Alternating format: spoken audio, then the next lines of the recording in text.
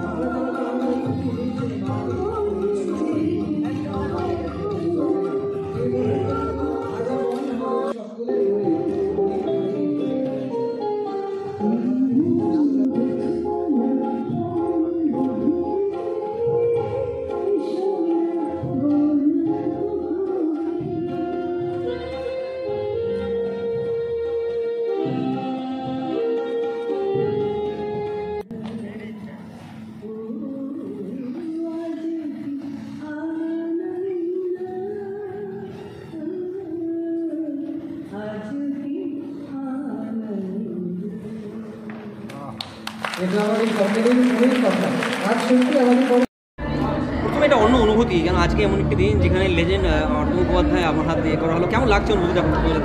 দেখো, এটা একেবারে অন্য রকমের একটা অনুভূতি। মানে প্রথম কথা, বাংলার স্বর্ণযুগের, বাংলা গানের স্বর্ণযুগের প্রবাদ প্রতিম শিল্পী আরতি দি, এবং তার গান, মানে যে গানগুলো শুনে আমাদের কলেজ লাইফগুলো গেছে, মানে একটা গান উল্লেখ না করলেই নয়। মানে তখন তোমার 21 বছর বয়স, তো এই গানটা শুনে কত স্বপ্ন দেখেছি, কত ভালোবাসার কথা মনে পড়েছে।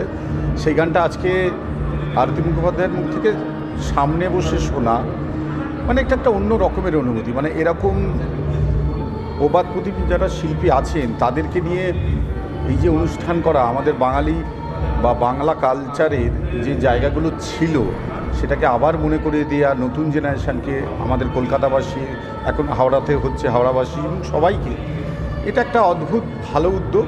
এবং তার সঙ্গে ওয়ার্ল্ড মিউজিক ডে উপলক্ষে আজকে যে অনুষ্ঠানটা করা হয়েছে, সমস্ত বিখ্যাত রূপঙ্কর, নচিকেতা, রাঘব এবং ঝুমকি সেন সবাই রয়েছেন। তো আমার অসম্ভব ভালো লাগছে এরকম একটা পরিবেশ যেখানে সুরের মূর্ছনায় আমরা প্রত্যেকেই ভেসে যাচ্ছি। আজকের এই সন্ধ্যেটা মনে থাকবে এমন একটা সন্ধ্যে হিসেবে যেখানে হাওড়াবাসী, হাওড়ার সমস্ত নাগরিকরা তারা একটা সাক্ষী থাকলো সেই বাংলার পুরনো দিনের সন্ধ্যেগুলোর।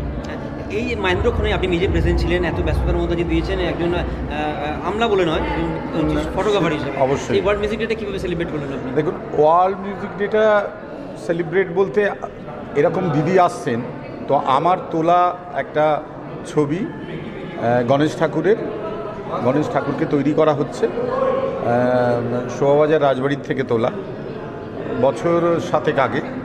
সেটা বাঁধিয়ে দিদির হাতে তুলে দিলাম। আমার পক্ষ থেকে, আপামর বাঙালির পক্ষ থেকে, সমস্ত শিল্পীদের পক্ষ থেকে, ইভেন তোমাদেরও পক্ষ থেকে, যেন অন্ততপক্ষে বাঙালির সেই মানুষটাকে একটু হলেও শ্রদ্ধা জানালাম, মনে রাখতে চিরকাল হবে এনার মতো শিল্পীদের, এবং তার চলা পথের কিছুটা যদি আমরা স্মরণে রাখতে পারি, বাঙালি আবার সেই উচ্চতায় পৌঁছে যাবে যেখানে বাঙালি এক সময় বলা হতো স্বর্ণযুগ, বাংলার গানের স্বর্ণযুগ, বাংলার শিল্পের স্বর্ণযুগ, সেই উচ্চতায় আবার পৌঁছাবে। একজন এবার বাঙালি হিসাবে বাণিজ্যনগরে মুম্বাই হোক বা বাইরেও, পশ্চিমবঙ্গ বাইরে প্রচুর অ্যাওয়ার্ড আপনার ঝুলিতে রয়েছে। এবছর পুজোতে কী কাজ করছেন? এবছর পুজোতে তো কাজ পেন্ডিং যেটা রয়েছে সেটাই করা।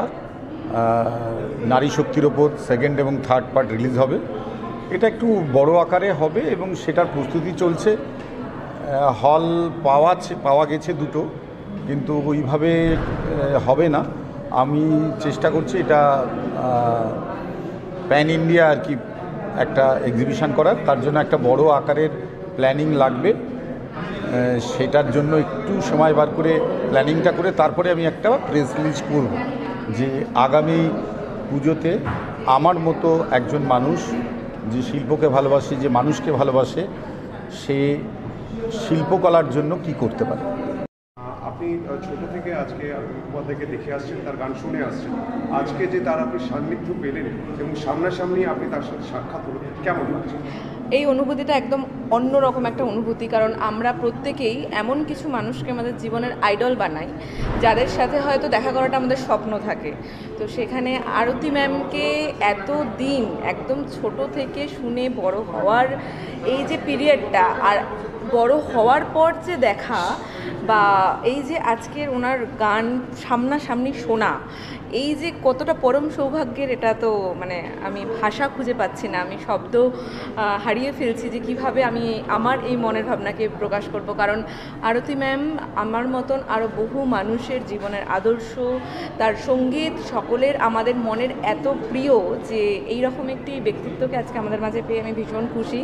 আর ধন্যবাদ জানালে হয়তো ধন্যবাদটা অনেক কম হয়ে যাবে যে এমন একটা সঙ্গীত সন্ধ্যার আমি অংশ হতে পেরেছি। তো আমার ভীষণ ভীষণ একটি সুন্দর অভিজ্ঞতা আজকে হয়েছে। আপনার নাম? আমার নাম সাথী সরকার।